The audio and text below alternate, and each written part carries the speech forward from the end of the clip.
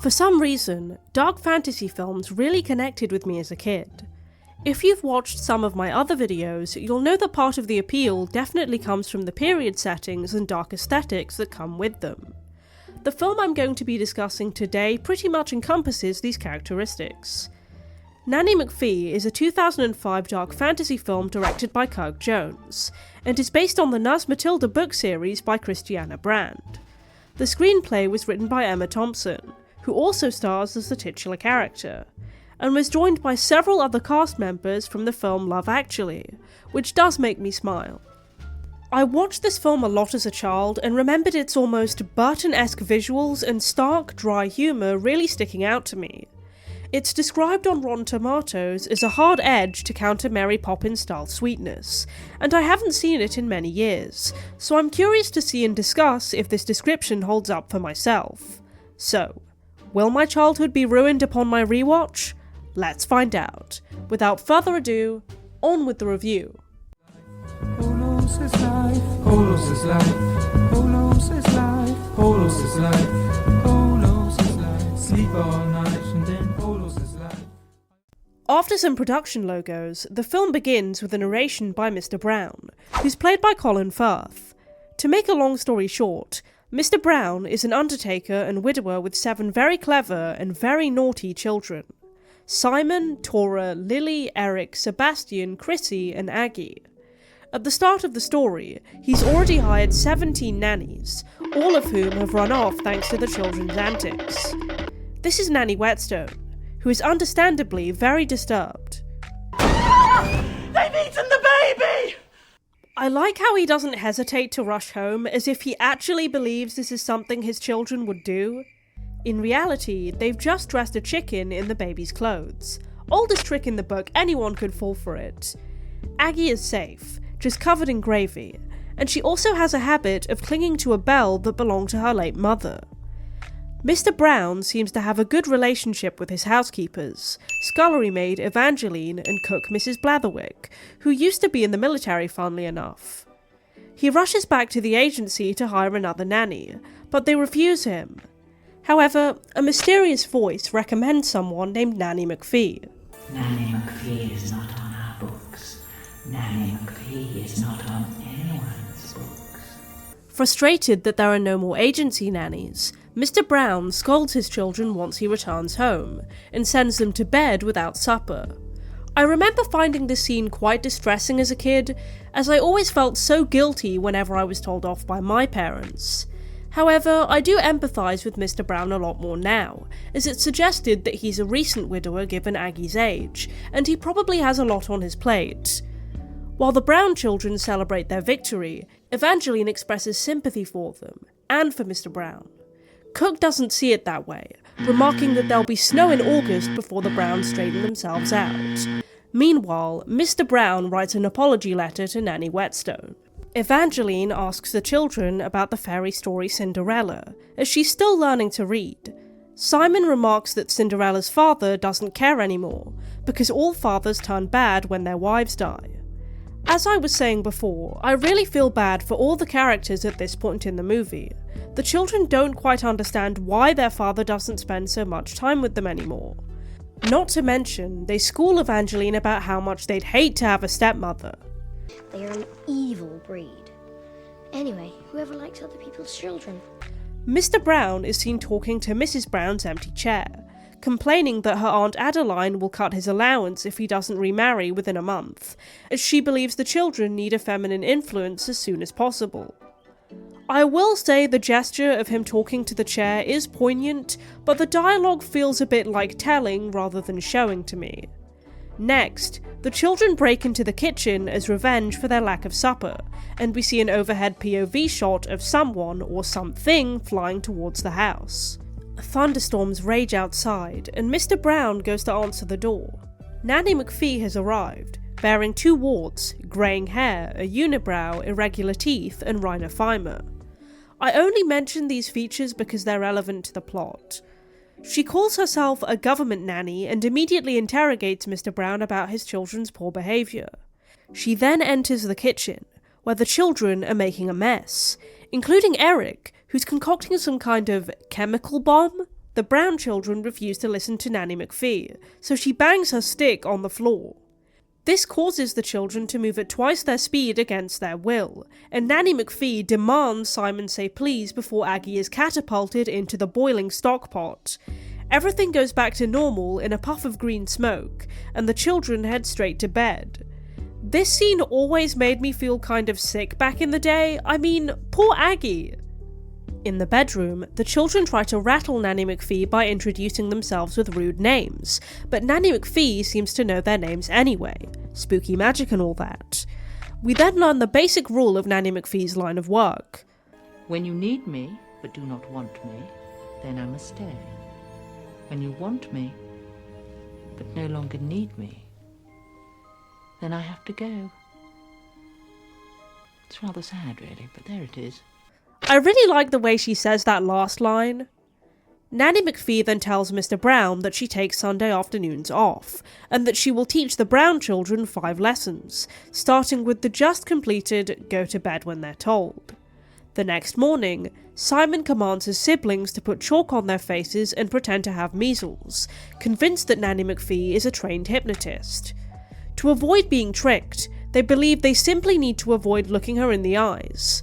However, after she visits them, she bangs her stick, and the children find themselves trapped in bed with real temperatures. At the undertaker's, Mr. Brown finds another angry letter from Aunt Adeline, and asks his co-workers Mr. Ween and Mr. Jowls to help him find an old suitress, Mrs. Selma Quickly, who is played by Celia Imrie. Mr. Ween and Mr. Jowls don't seem too enthused about this, and the Brown children don't seem too thrilled about the 2000 CGI measles medicine they now have to take, nor the potato peel gruel they have to eat for supper. That evening, they politely ask Evangeline for a proper supper, and their father for permission to leave their beds. With another lesson learned, one of Nanny McPhee's warts disappears, and Eric is certain that their new nanny is a witch. Basically, as the children improve, she'll appear more and more conventionally attractive. The following day, a Sunday, Aunt Adeline comes to visit with the intention of easing the Browns' financial burden. With Nanny McPhee taking the afternoon off, Simon puts his Sunday best on the family pets. Aunt Adeline then arrives and tells Mr. Brown that he must give up one of his children to her. As to your fortunate daughter, for it must of course be a girl and not one of those other things.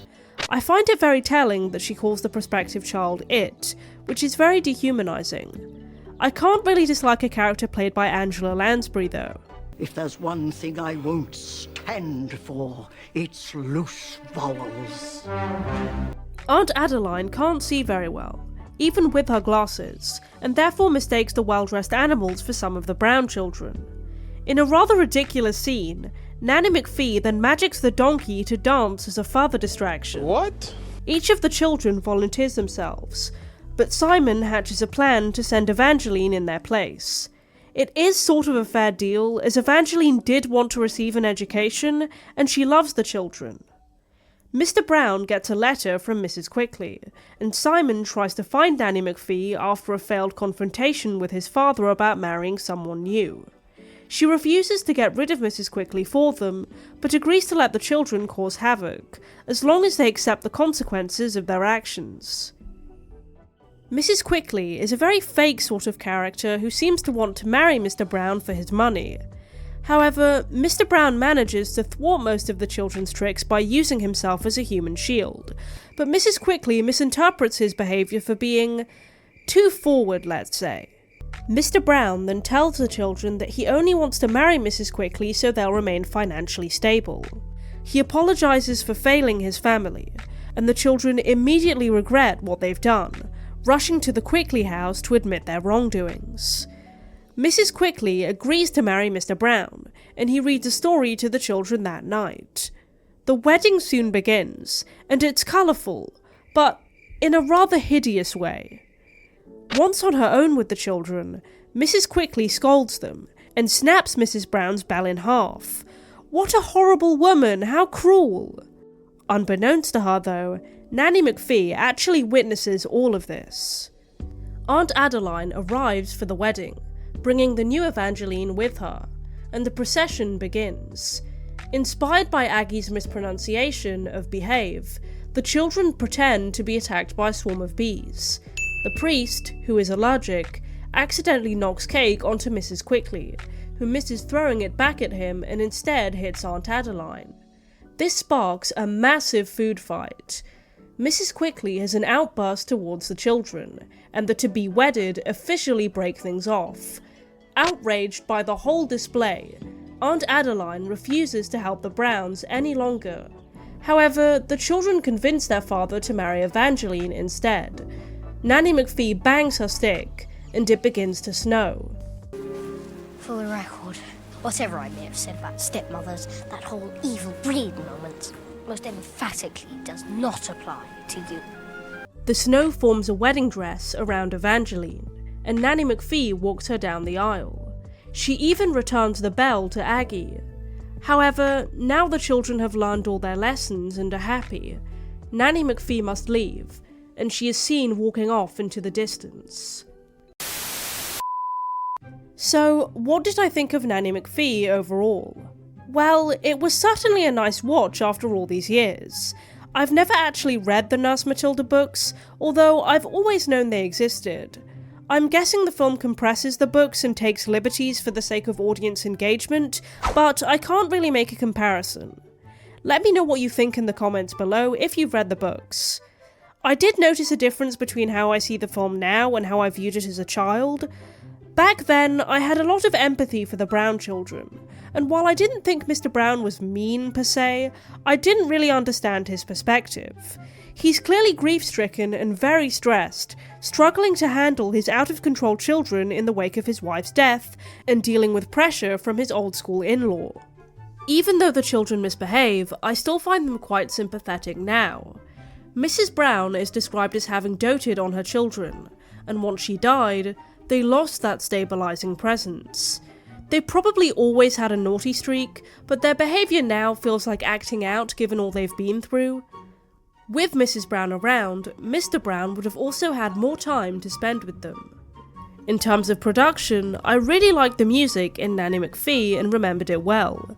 The spooky theme that plays when Nanny McPhee arrives and performs her spells, and the mischievous theme for Mrs. Quickly stood out. One thing I didn't like though were the weird CGI baby moments. They've always creeped me out and haven't aged well. The cast of the film is really strong. I know Colin Firth best as Mr. Darcy in Pride and Prejudice, and he really starts to look the part towards the end here. He plays an overwhelmed but caring father well, which wasn't much of a surprise. It was lovely seeing Thomas Brodie Sangster as Simon too, and guess how old he was when this film came out? 15 years old! There's no way this guy isn't some kind of vampire. Emma Thompson did an excellent job embodying Nanny McPhee, which isn't surprising as she also wrote the screenplay. That must have given her a deep understanding of the character. Aunt Adeline, on the other hand, was played by Angela Lansbury, who will always have a special place in my heart. Some of her lines even reminded me of roles that she's played elsewhere. But as my sainted father always said, duty, Adelaide, always duty. One aspect of the film that my opinion hasn't changed on is appreciating the ambiguity and mystery surrounding Nanny McPhee's character. It's never totally clear what she is, a witch, a fairy, or something else. Some of her methods are quite harsh at times, but it is a fantasy film after all. She does avoid forcing change, instead encouraging characters to make their own decisions, except when she made Aunt Adeline more affable. I think her saying, "When you don't want me but need me, I'll stay, and when you want me but don't need me, I'll go," is a great lesson for kids. Life is just like that sometimes, isn't it? Overall, I still see Nanny McPhee as a comfort film, and watching it now as an adult has deepened my appreciation for its themes of family, loss and growth, as well as the strong performances from the cast. I would really recommend it whether you'd be rewatching it or viewing it for the first time. Well, that's all for this video. Don't forget to like and subscribe, and as always, thanks for watching. The blue and green ones are my favorite kind, but I'll eat the colored ones from time to time. Cause Polos is life, Polos is life, Polos is life, Polos is life, Polos is life, Polos is life. Sleep all night and then Polos is